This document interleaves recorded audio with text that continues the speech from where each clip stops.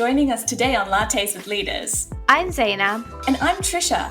And we're excited for you to join us as we catch up over coffee with CEOs and executives from diverse backgrounds and industries. We seek to discover what is unique about each leader and educate you guys on new and interesting topics.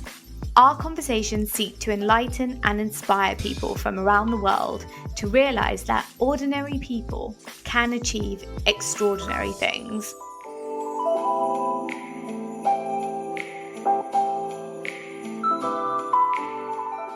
I always talk about you lead with the head or you lead with the heart, right? And I've learned throughout my career, especially working internationally and across different cultures, you need to lead with your heart, right? You need to kind of understand it's about showing empathy. It's about building the relations, building the trust and all of that.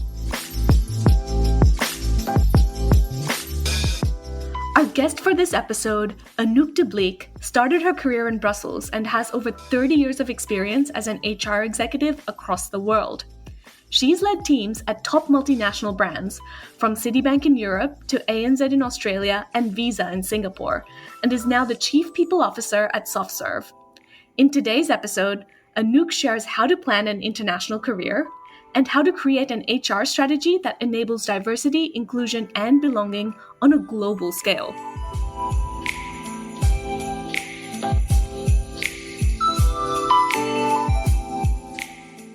Hi Anouk, welcome to Lattes with Leaders. We're so excited to have you today. So Anouk, I'd love to start by just giving our audience an introduction of you and what your career journey has been to date. Yeah, no, absolutely. And thanks again for having me. And I think it's amazing to see in today's environment, in today's world, how technology allows us all to connect, right? And having this conversation. So I'm really excited about that. Just a quick thing about myself before we go any further. I'm originally from Belgium and kind of left Belgium, I would say 20 years ago when I started to travel for work. So I think, for myself, I've been working internationally for around 20 years, from New York to Melbourne and everything in between. And I've been very fortunate to work almost 3 decades into the corporate world in financial services, payments and technology. Yeah, and thank you for that. And I think the thing that really stood out to us when we were looking for people like podcast guests to bring to our audience, you particularly stood out to us, Anouk, having been a HR leader for an extensive period over so many different geographies. And that's really impressive, right? You've come from one country, you've lived and worked in so many other countries, but really looking at the people aspect of the business. What was the thing that kind of drove you into this space? Well, it's a very interesting journey, right? And I think people sometimes think careers are straight lines, but we all know that's not the case, right? Careers are journeys, and I kind of started my journey early on. If you look at it, I come from a family of teachers. Both my mom and dad were teachers, and I was very inspired. Their passion in life, right? My dad was in middle school, and my mom was dealing with kindergarten.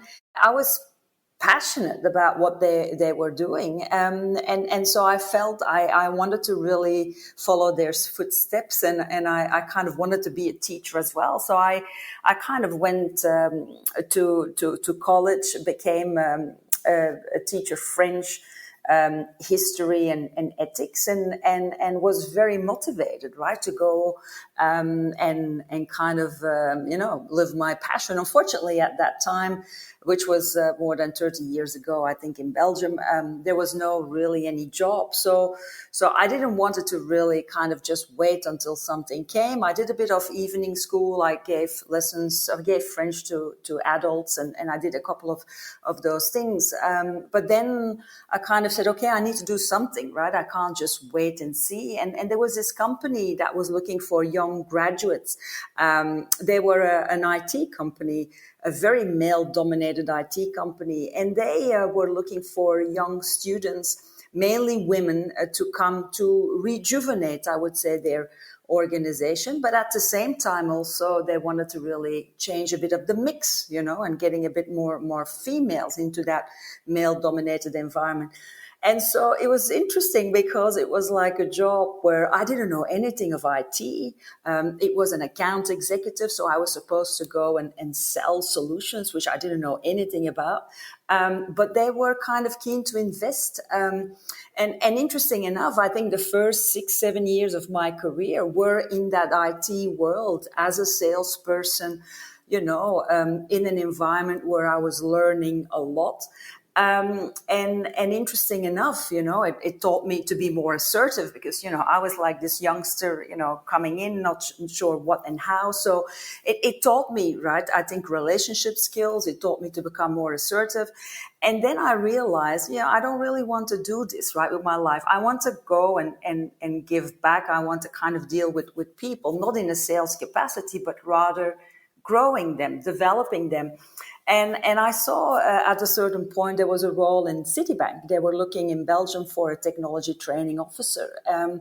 And I was a bit intrigued by the title and the role because they were looking for someone that could help train, develop people in that technology world. And I kind of thought, okay, I have this training background. I come from IT. Why don't I go and see? And that was my start of working with Citibank for 15 years, where I kind of joined technology and it was training, but then it became development. And then I realized that my former training or my former formation was helping me to connect and see certain things. And then I kind of started my career as a trainer, as running the training department, as becoming an HR business partner, generalist, and off I went. And that was really the start. And I didn't really look out for it. I didn't really was kind of wanting to do that. But the HR head at the time, they kind of saw something in me and said, why don't you just go off and do this, right? So that was my start with Citibank into more of a people-oriented role, and was the start of the journey because someone kind of saw something in me and wanted to give me a chance and took it. And that was the beginning. When I was in my first 7 years of my career, I met my husband. Interesting enough, he was, a competitor in one of the other IT companies that we were working with. And so I met him in Morocco, of all places. He's from Belgium. I'm from Belgium, and it must have been destiny, right? When both of us were selected to go on an incentive trip to Morocco, Marrakesh, and we met each other there. But the interesting thing was that when you're like competitors, it's not easy, right, at home to kind of find something that you kind of get to. So when I started to work with Citi, he started to, work and complete his career in telecom, and he was doing international jobs as well. And he had the chance to go to the US to build the business in the US. And I was just very new into my roles at Citi. And so I had the chance, obviously, to join him and to follow him around that. And again, an organization like Citi obviously is amazing, right? Because they have the footprint. So it gave me an opportunity to go from having the experience into Belgium to start my international career because I followed him at that time.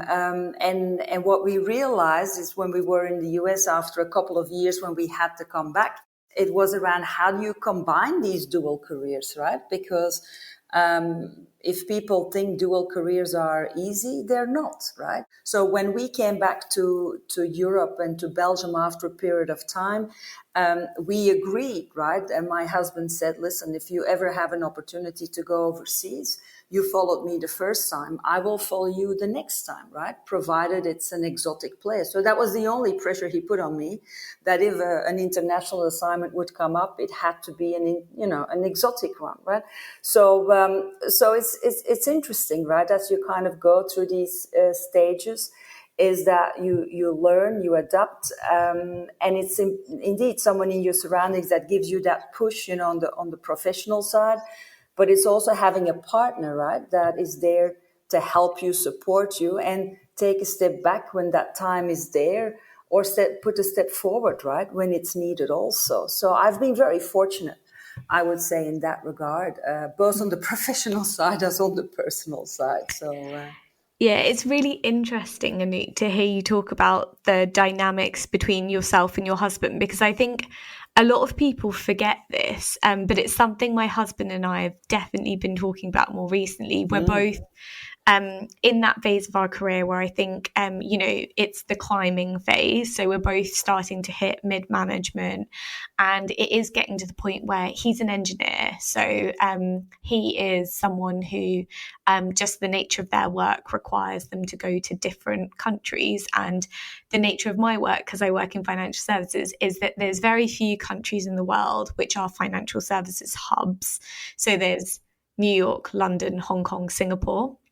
Sydney not being one of them, and that constant conversation that we're having is around that. And actually, it's really difficult to take that step back, or be the person to potentially take the step back at that time if your partner does have that opportunity. On that point, that was something that I was going to ask you, is when you were making these decisions to move to these other countries, although it was in the benefit of your partner, how did you plan your own career around that? So how did you actually figure out like what you could do in, for instance, in moving from Belgium to the US? How did you actually figure out what you were going to do there and how to have those conversations? the thing is that when he was asked to go for his company to the US, it was like a bit, okay, how do you go about this, right? Because it was early on in my career. And so when we started to move,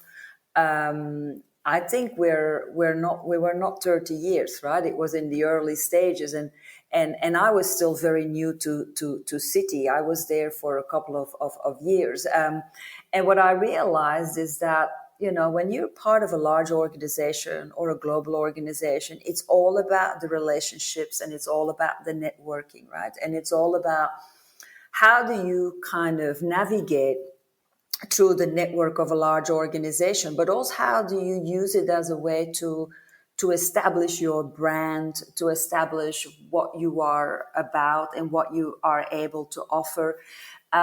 Because I think that when you go into an international career or you go into another role, you always need to offer something, right? There's a lot you can get from the role, but there's something you need to give. So for me, it was important to understand what is my value proposition, right? What do I bring to the table? Because I had to go and interview, right, within Citibank in the US for a specific role. And then I realized that, okay, I already have a network in Belgium, in Europe. How can I leverage that? So I think it was about how do you kind of use the network that you have built it to make introductions, to make sure you get to the right people and to the right opportunities. But then at the same time is around how could I make sure I put my best foot forward.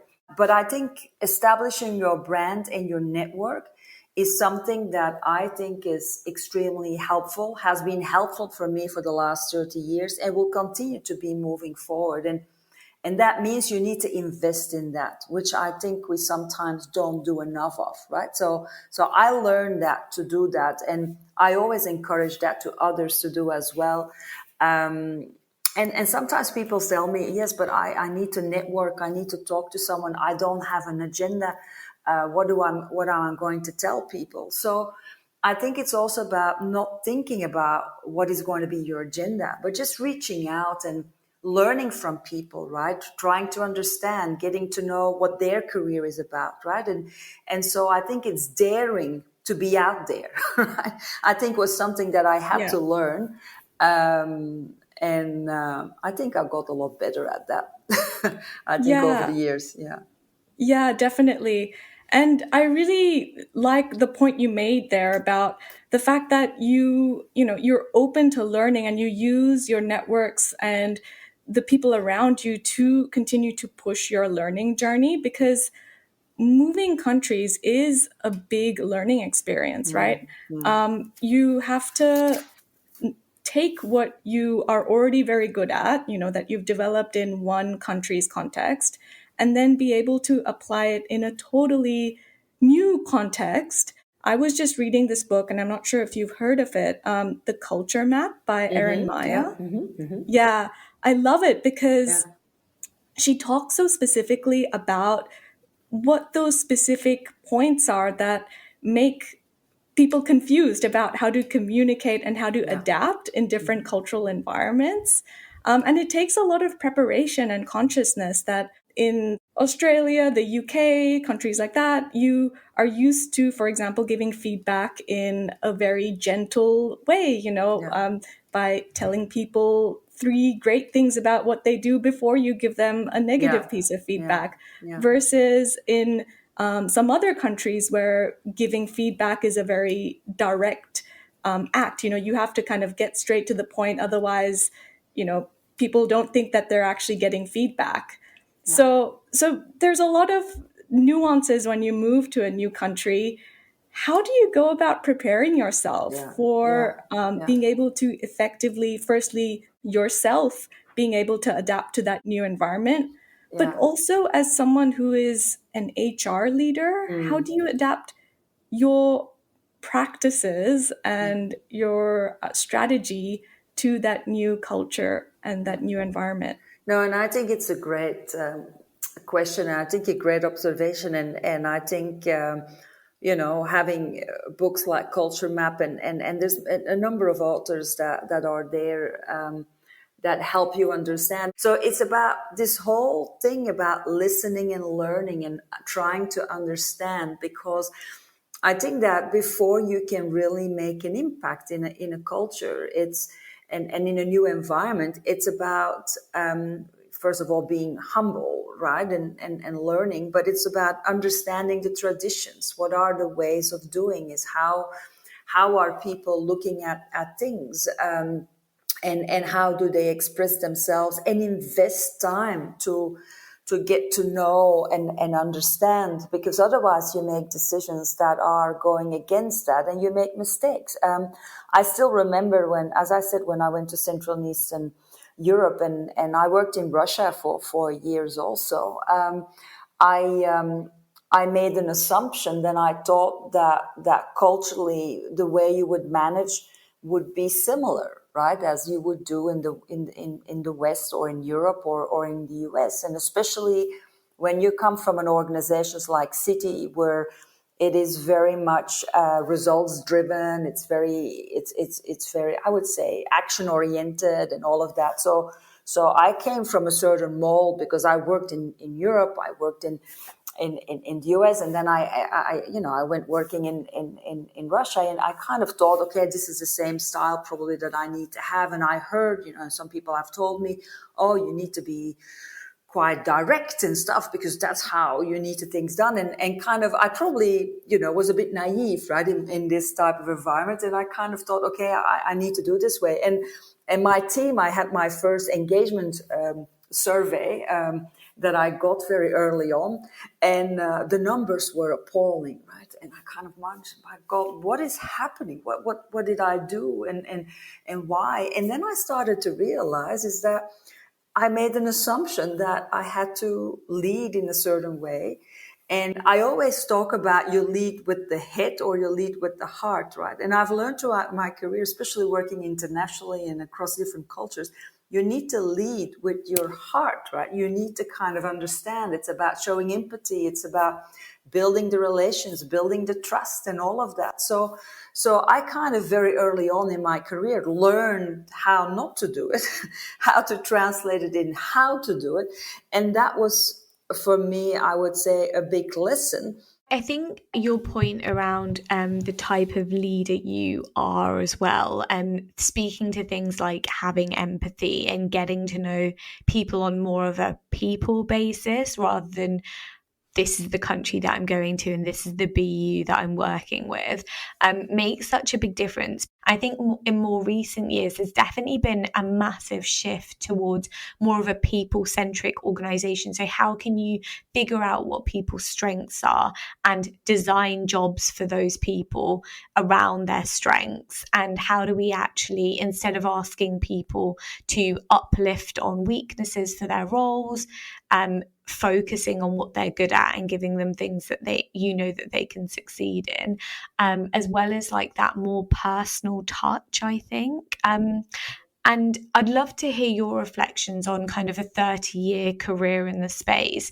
Where have you seen that shift? And particularly because you lead global organizations, how do you actually create employee experiences that do keep staff across so many geographies and actually hold together an organization? There has been this shift from HR being this controlling function, right? Where it was about policies and process and making sure that, these things, the practices were there. It has moved a lot around, okay, how do you kind of really create an environment where, to your point, you put people at the center, and the practices you have are to align your people to the purpose and the strategy, and ensuring there's the right culture in place to make that happen. While I think in the past it was more top down, right?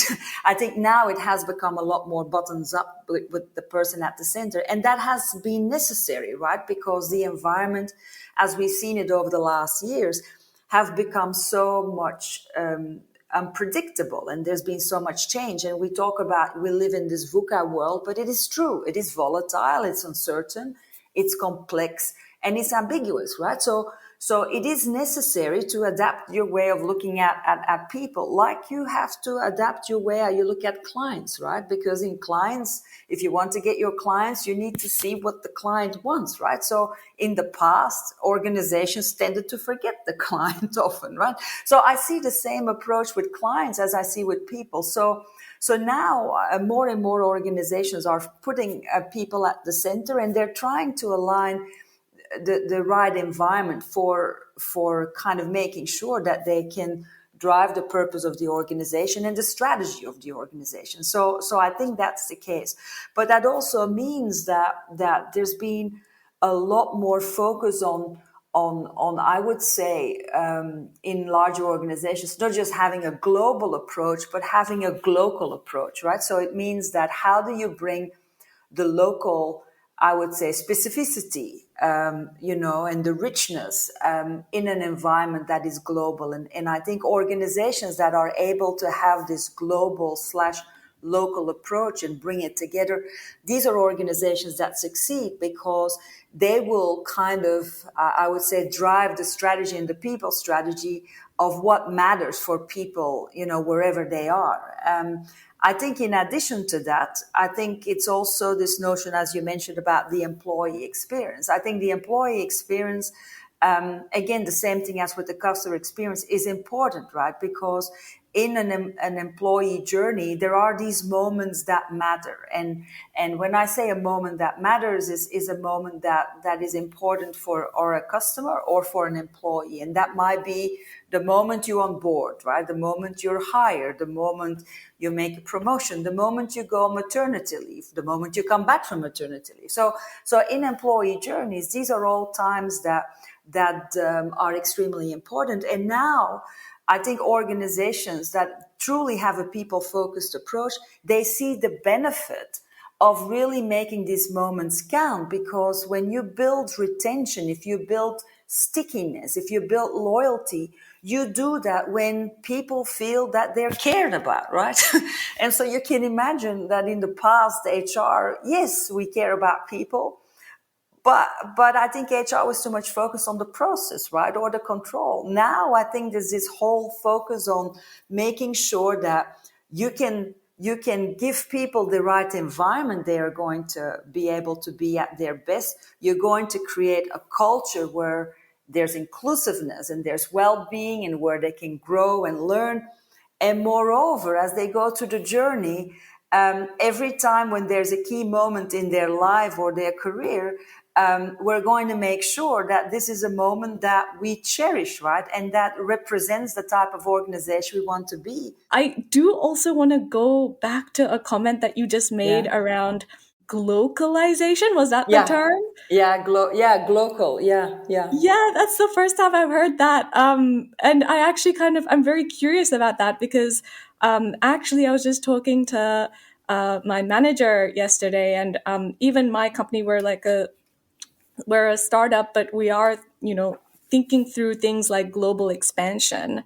One of the challenges that a lot of companies have when thinking through, okay, what does it mean to have multiple offices and to transmit your culture across multiple offices, is that fine balance between localizing your approach and making sure that employees in each region feel like they've been accommodated for based on their cultural practices and what's the norm in their countries, versus maintaining consistency and equity across the company. How do you think through that balance and achieving the balance of, as you say, globalization? If you want to be a global organization, you need to have certain points of to your point, consistency and commonality. And I think that, for example, you want to make sure that culturally, you because culture is going to be the mold, right? It's going to be what keeps everything together. You want a culture that is common and that is consistent across with values being across the organization that are the same. That being said, you will see that certain countries might interpret certain things in a different way, or they might need to translate that on something that makes sense for them. So I think that's why organizations that are global need to really have that local voice around the table. And that brings me back to diversity and inclusion, right? You might have a great diversity, but if you don't have the inclusion, then you can't bring those voices forward, right? That show what is required at a local basis. So I think an organization needs to really think about what needs to be common in the organization. I'm a strong believer that from a leadership perspective, I'm a strong believer to have local leaders in a global organization. But sometimes you need to make sure that those local leaders have the leadership principles that you carry as a global organization, right?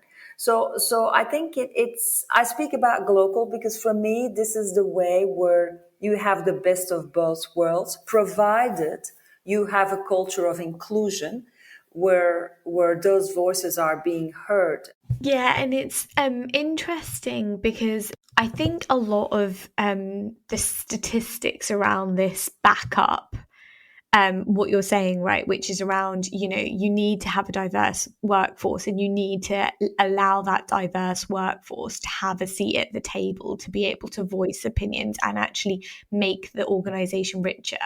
And when I say richer, I do mean in terms of profitability as well. So I think Forbes had a study which found that companies that are ethnically and racially diverse have 43% higher profits. Yeah. And companies that have greater gender diversity performed 15% better than companies with less gender diversity. But then when you look at the actual implementation of that across organizations, it's quite contradictory. I think it's a Sydney newspaper that did a study around what inclusion and diversity looks like, and this is probably quite Australia heavy, but 76% of companies have no diversity or inclusion goals, and 75% of companies do not have any D&I included in the company's leadership development or overall learning and development curricula, as well as 40% of companies view diversity work as a way to mitigate legal, compliance or reputational risk. Mm-hmm. Which is laughable when you look at what the impact can be on an organization.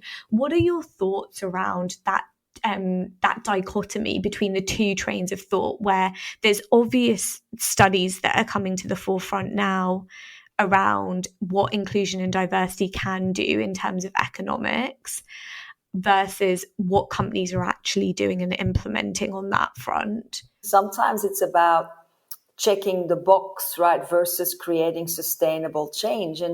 And for me, all of this depends and goes back to the leadership, right? Because otherwise it's just words on a piece of paper, and it's not about actions. And I'm a strong believer that if you want to stay relevant in today's world, if you want to be innovative, if you want to be creative, if you want to create sustainable growth, you need to really have that mix, right? You need to have that diversity of thought. You need to be able to be creative and try things out. And that means that you need to create an environment that is inclusive. Otherwise, no voices are being mentioned.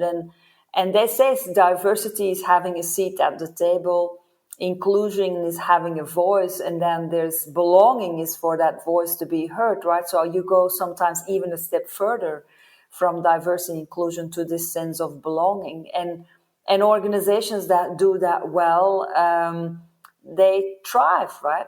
And guess what?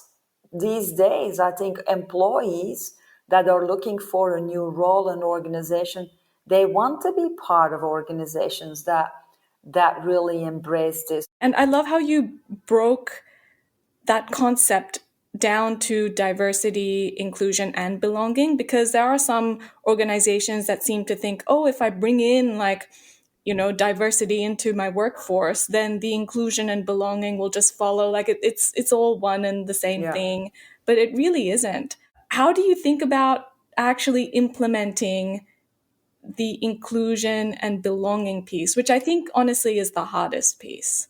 I think in order to drive change, I think sometimes you need to institutionalize certain practices. I don't think change comes, always very, naturally. I think it's important that you act upon that as a leadership team. So as I said, it's about reviewing the way how you recruit people. I think it's about looking how you promote people. I think it's looking at how do you train your leaders? How do you make sure there's no unconscious bias, or they're aware of their unconscious bias, I would say. It's about how do you mentor and sponsor some of your talent. It's about understanding why people leave the organization. So as I said, it's not one size fits all, and there's no silver bullet, I think, when you want to create that right environment. But you need to start at the top, and you need to hold leaders accountable, and they need to role model, obviously, the type of organization you want to be. But it requires some effort, and that's why I think that's what I see the role of HR, right? Being a key partner on that is helping an organization be ready, but also holding up the mirror and giving feedback around, guess what? You want to be inclusive, but you just did this or that. Well, that goes against what you're trying to achieve, right? You could have done it in a different way. So I think the role HR plays there, or leaders play in general, I think they can coach each other in that regard, because it's a new muscle organizations need to build, because that's not what they've done in the past, right?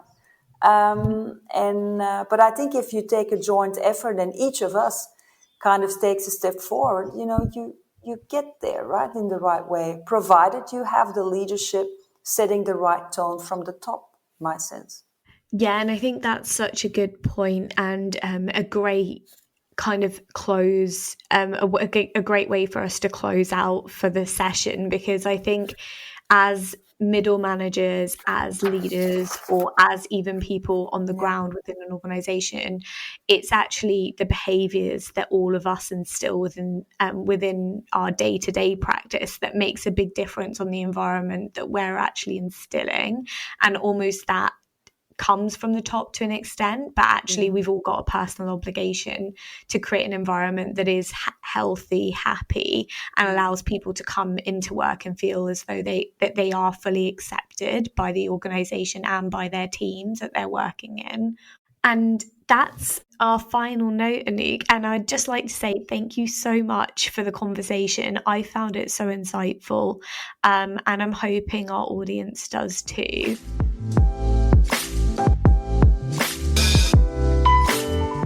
Don't forget to check out our more recent episodes where we connect with global female CEOs to explore how to make it to the top. Whether your ambition is to be an executive at a corporate, build a franchise, or pivot your traditional career, check us out. Be sure to give us a like or follow on LinkedIn, TikTok, or Instagram at Lattes With Leaders. Our mission is to hear the voices of women from around the world. So if you're an avid listener and want your voice heard through our platform, please reach out.